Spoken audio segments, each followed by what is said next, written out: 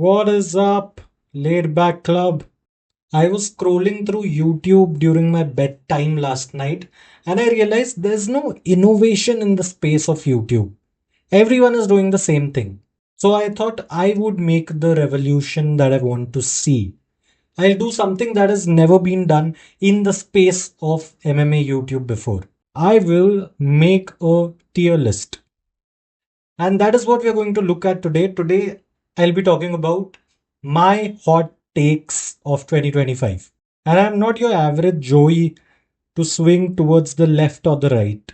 I'm from India. I don't give a fuck about your politics at all. I have too much on my plate to worry about anyway. But you can consider me the messiah of MMA.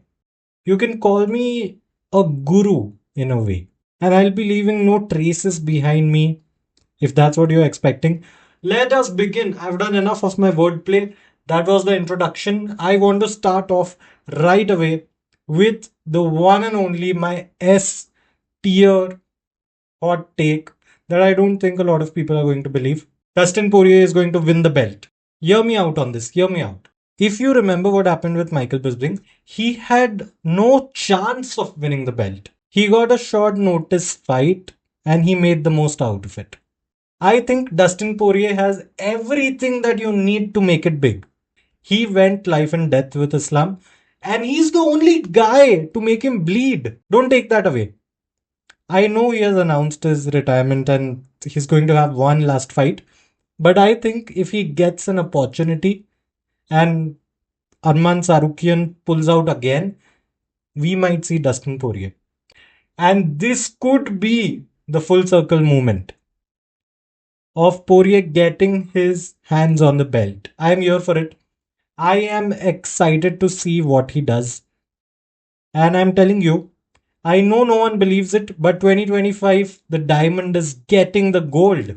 It's in the S tier because I'm sure it's going to happen. You can come back to this video on December 31st and tell me, you crazy SOB, you said it right. You predicted it. The next one, I'll put it in the A tier. Alex is not that good. Alex, I strongly believe people would agree with me. Alex is not the best fighter. He has great hands, that I can agree to.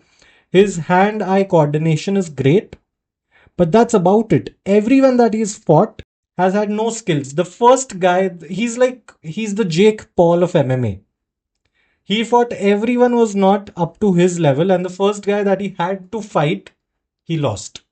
Don't give me any hate for this, but I stand 10 toes down on the thought that Alex is not as good as we think. The next one, S tier again. I'm sure this is going to happen. John Jones is going to fold Tom Aspinall.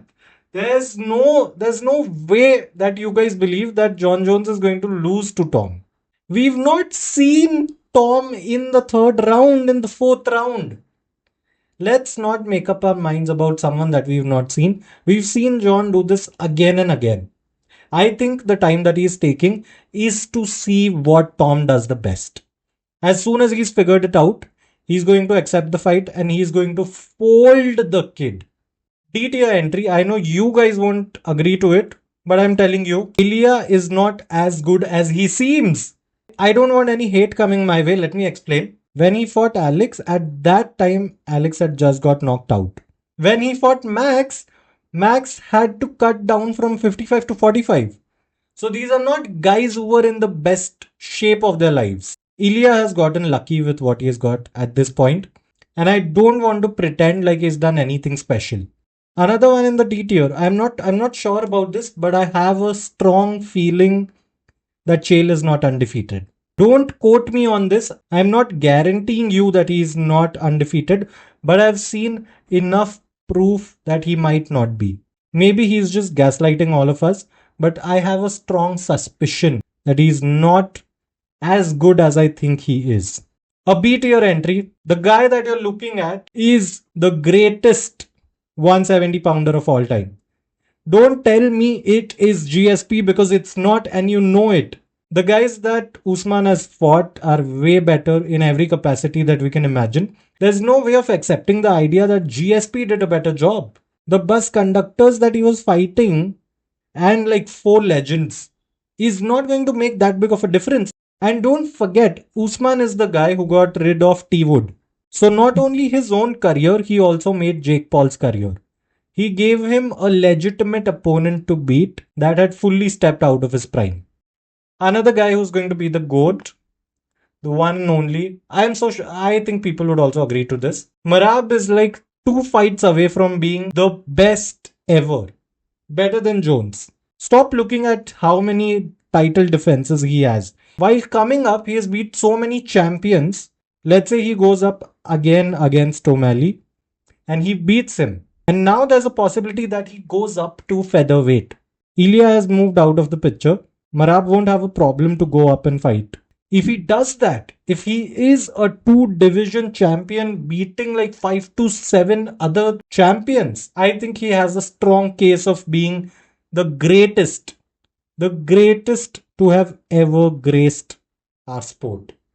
Last one. This is a C tier. I'll tell you why. I don't think people would agree to it, but I'll put it out there. DP can smoke Charles 8 out of 10 times. Do I have a bias? Do I like the diamond too much? There is a strong possibility. I look at him and I see a bad man. And Jolie. But I really want to point out, DP went into the fight and put Charles on the ground right away. It counts for something. I just want to make it as clear as I can. I think DP is the best lightweight other than Islam and Habib. If you think that's wrong, that's your problem. What I speak here is the objective truth, and I don't allow people to not agree with me. So if you say I'm wrong, I'll throw hands with you.